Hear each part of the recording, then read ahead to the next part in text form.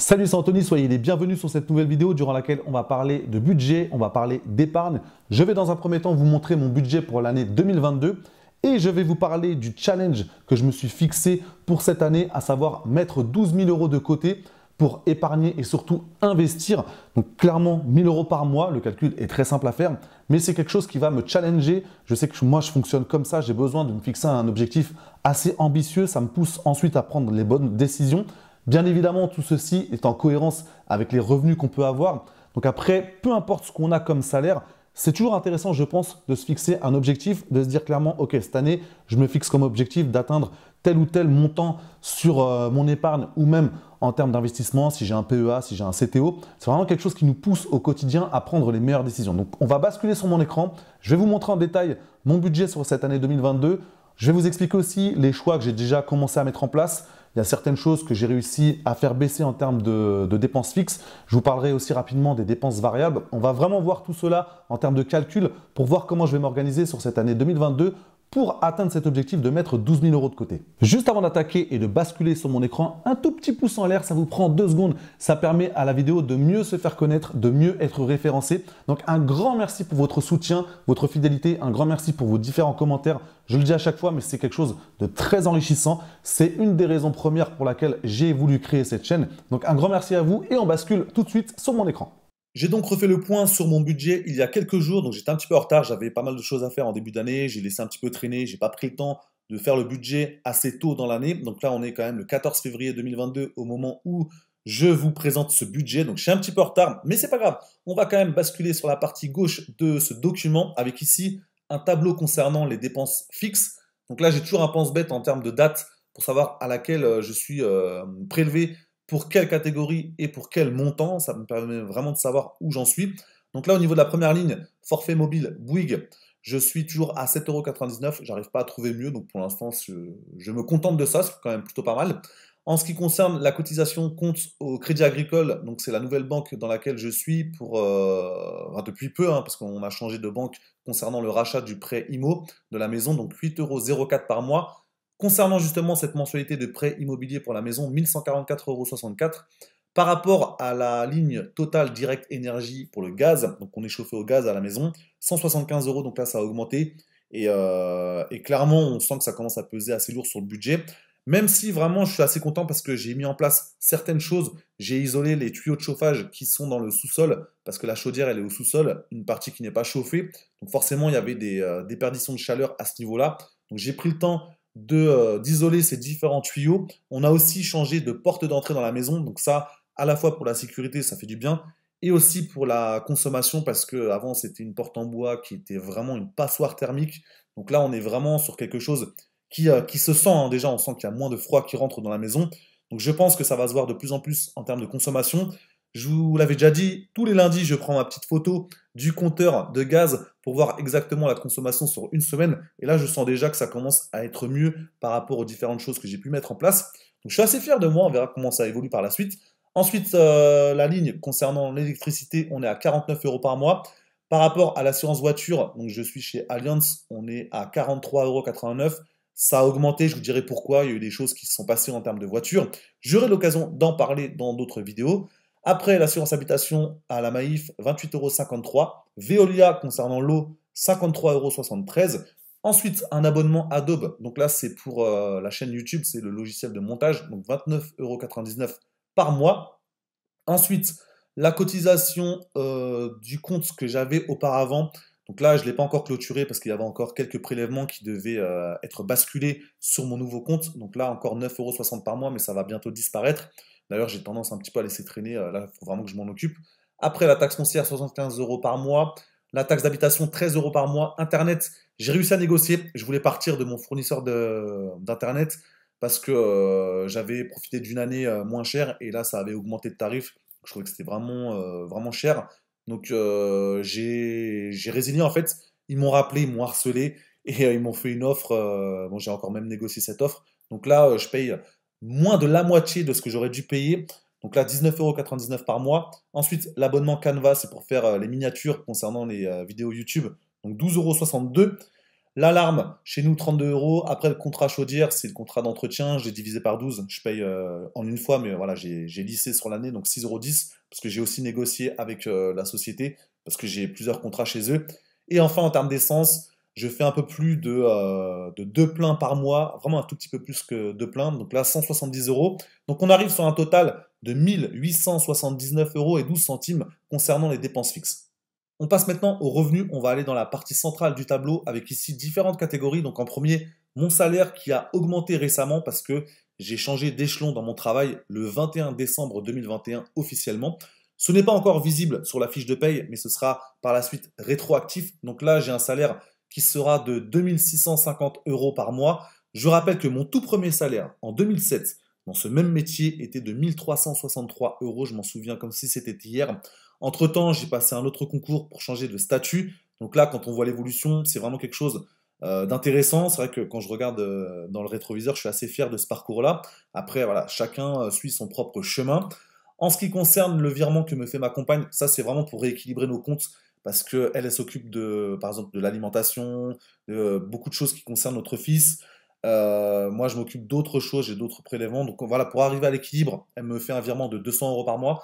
Ensuite, en ce qui concerne le multisport, j'ai lissé sur l'année parce qu'il y a des périodes durant lesquelles je ne fais pas de séance, durant les périodes de vacances scolaires. Donc là, j'arrive à 150 € par mois en moyenne. Et enfin, les heures supplémentaires que je peux faire dans mon métier. Donc là, je suis parti sur une fourchette basse à 300 € par mois. Je sais que je peux en faire plus, mais je préfère partir sur des calculs presque pessimistes. On arrive ici à un total de revenus de 3300 €. Quand on fait la différence entre ces revenus et les dépenses fixes, on arrive à une différence de 1420 € et 88 centimes.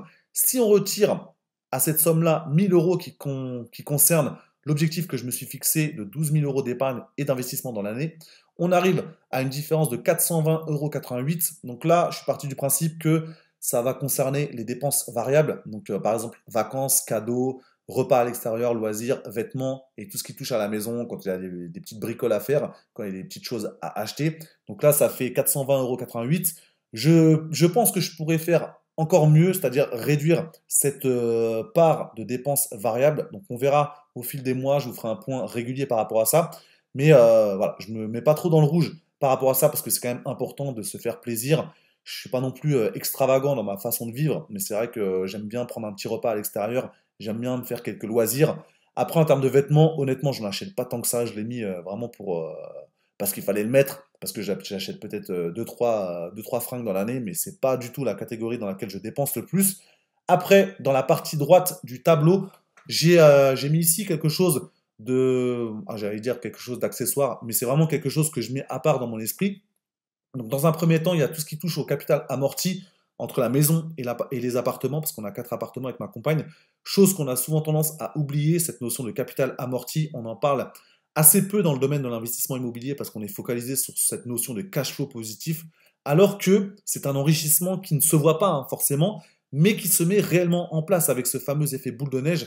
Donc là, j'ai refait le calcul, ça fait 2400 € par mois de capital amorti avec les 5 prêts, donc la maison plus les 4 appartements. J'ai aussi une moyenne de 220 € de dividendes par mois, je crois même que c'est un peu plus, mais je suis parti aussi sur une fourchette basse.